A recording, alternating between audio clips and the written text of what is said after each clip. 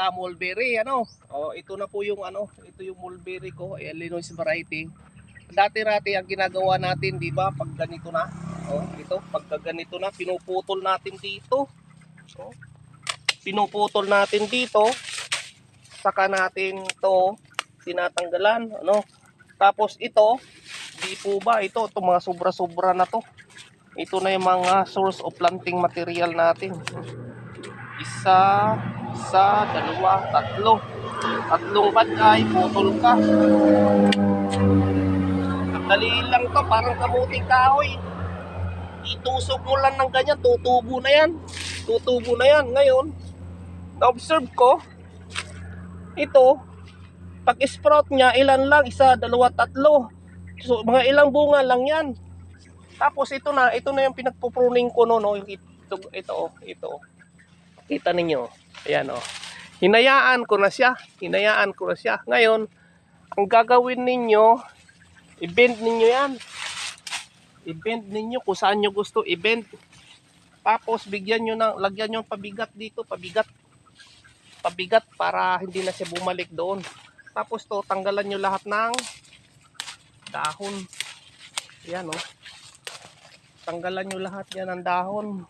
Doon sa dulo. Yan.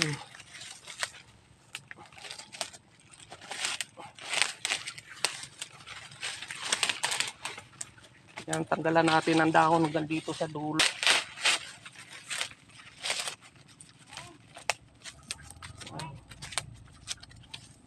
Ito lang iwan nyo, talbos. Yan. Ito lang iwan nyo, talbos. Yan lang iwan nyo. Kaya sabi ko sa inyo, ito pag para ano, pabigat para steady na siya. Pag na ano na siya, na season na siya, hindi na yan tataas. Ganyan na lang talaga yan. Tapos ito, after 1 month, papansin nyo, siya nga pala, pagka defoliate nyo, natanggalan nyo na ng mga dahon, mag-abuno kayo, 3-4-16 or 14-14. Sa akin ginagamit ko, 3-4-16 ng Yara.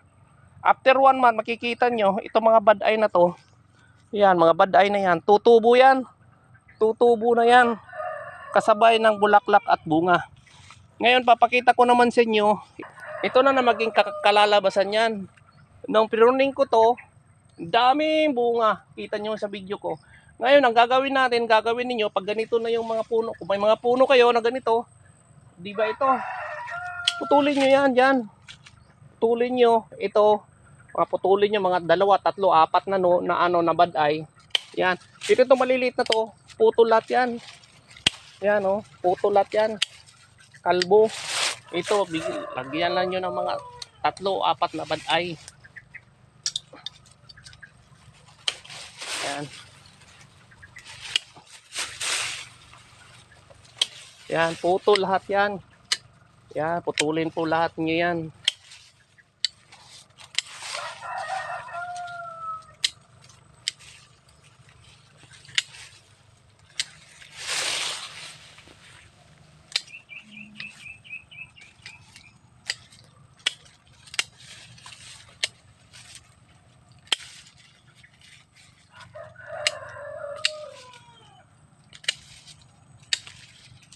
Ito kasi pag hindi niyo pinutol, okay naman. Ito, pag hindi niyo ito pinutol, okay naman. Yung kusa siyang magde-defoliate, tawagin namin dito is mid-tearing.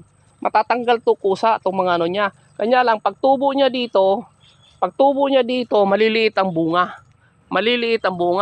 Whereas pagka ganito, malalaki yung sibol, lalo pa pag inabunuhan mo. Ayan, ganun lang. Ayan o, tanggalan mo hanggang sa dulo. Hindi yan mamamatay. Kahit kalbuhin mo yan, hindi yan mamamatay.